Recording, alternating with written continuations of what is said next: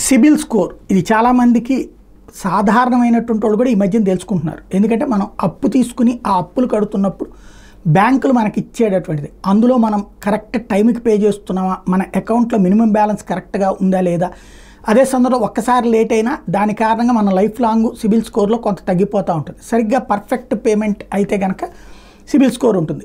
700 దాటిందంటే number 1 అని ఖచ్చితంగా. అలా అప్పు అడగగానే ఇలా వచ్చేస్తే లేదా వాళ్ళే అడిగి మరీ ఇస్తూ ఉంటారు. 600 పైన బాగానే ఉంటుంది, 500 పైన నో ప్రాబ్లం.